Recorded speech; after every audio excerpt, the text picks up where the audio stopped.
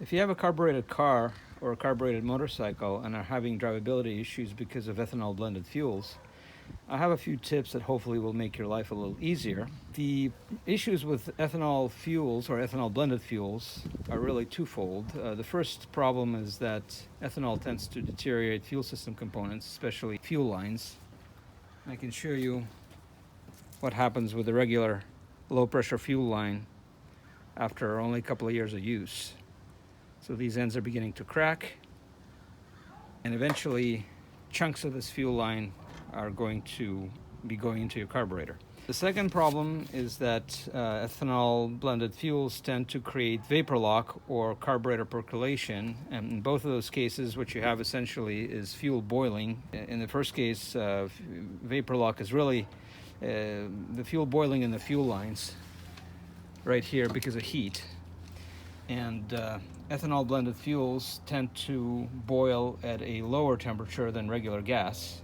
And in case of carburetor percolation, the boiling actually happens in the carburetor float bowl. In both of those situations, you're going to have issues. The car will run really rough or tend to die. There are essentially three major tips I'd like to pass along that really help me deal with these problems. The first tip is the use of fuel stabilizer. I'm using STA-BIL 360 Marine. It keeps the fuel from separating, the ethanol component from separating out, and that tends to lower the tendency for the fuel to produce vapor lock or actually boil in the carburetor float bowl. If you've never used one of these before, it's really simple. There are two caps. This first cap you really don't need to worry about. You leave that alone. You leave the seal alone. Don't break it. The only seal that you break is the seal on this spout, right? And so the instructions say 1 fluid ounce per 10 gallons. So here you have half an OZ, right? So you just basically squeeze the bottle and fill this portion here with the appropriate amount of stabilizer and just pour it into your tank. Another thing that really helps is using high quality fuel line.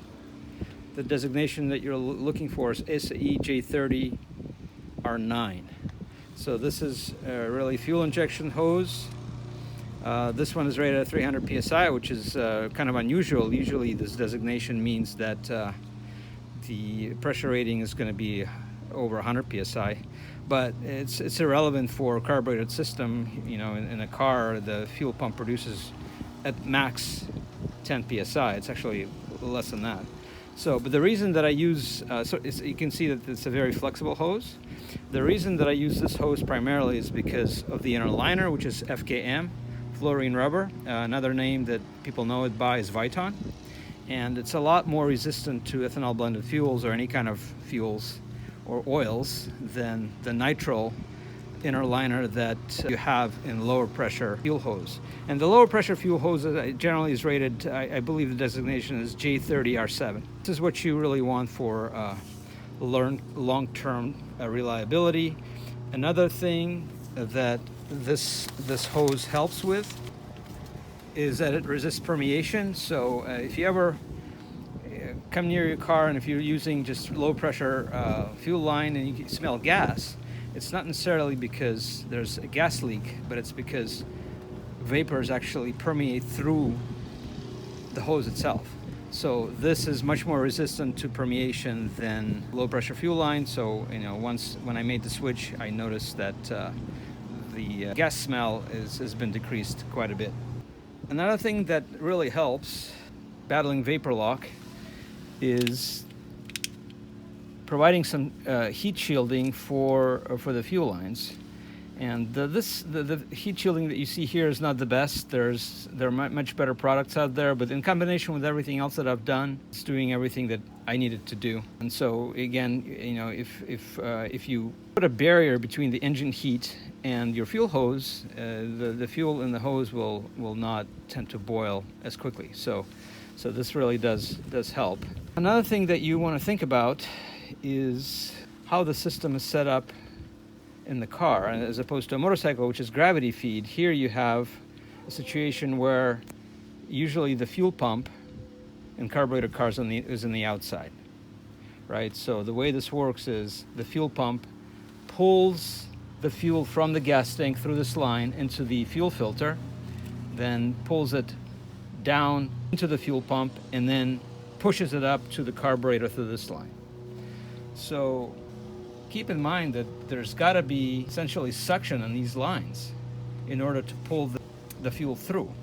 So if you think about how a radiator works, it's a completely opposite situation. So the radiator, the coolant in the radiator will not boil at 100 degrees Celsius as water does, and partially because coolant has a slightly different chemical formulation, but also because radiator is under pressure. So pressure helps increase the boiling point temperature-wise. So in our fuel system, in case of an external fuel pump, we actually have the opposite situation. So instead of pressure, we have, for lack of a better word, vacuum here. So clearly, the liquid that's in these lines is going to boil at a lower temperature. So we have kind of a double whammy. We have ethanol-blended fuels. These boil already at a lower temperature than gasoline, regular gas, and then now you have a little bit of suction in there. That really doesn't help. So all these things that I mentioned will help alleviate kind of the problems that are created with the setup. But there's another thing that you need to think about, and that is your fuel tank or gas tank. So in this particular car, the gas tank is primarily vented through the charcoal canister. So there is an evap system here. In modern fuel-injected cars, the gas tank breathes only through the charcoal canister. The gas cap is fully sealed. In this particular case, with fuel pump outside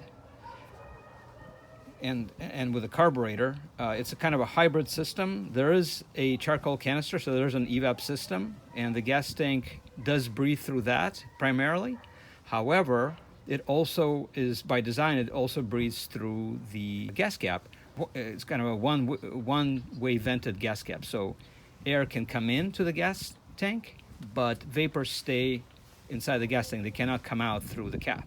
But at any rate, if your cap is defective and that vent is not working properly and air cannot enter the gas tank, you might have, again, more vacuum here than is necessary, and the fuel will tend to boil sooner. So what you may want to do in conjunction with everything else that I mentioned is make sure that your gas cap is in good condition or replace it. I mean, there are cheap versions out there, but I would highly recommend going with the stock OEM gas cap, even though it might be a little bit more money, because it's guaranteed to vent the gas tank properly.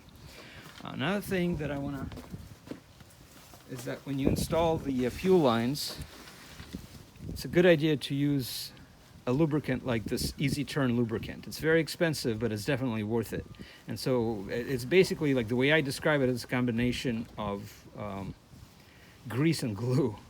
And so what you want to do is you want to just apply just a little bit of the lubricant to the barb, and then slip the hose over it, and then put your clamp over it.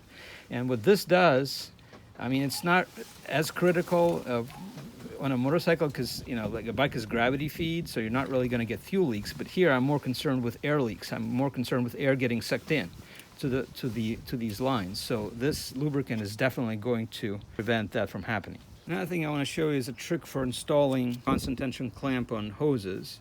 And I prefer these for low pressure fuel lines because they always maintain tension on the hose. But sometimes they're kind of difficult to, especially in areas that are not easily accessible, they're difficult to manipulate with pliers. So a trick that has been out there for a long time is to use a zip tie. So what I'm doing here is I'm positioning the head of the zip tie against the larger ear.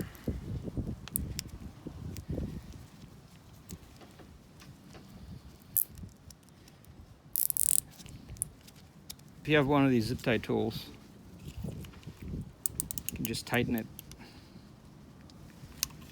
completely until the clamp is fully open. And then what you do is slip it over the hose, position it exactly how you want it,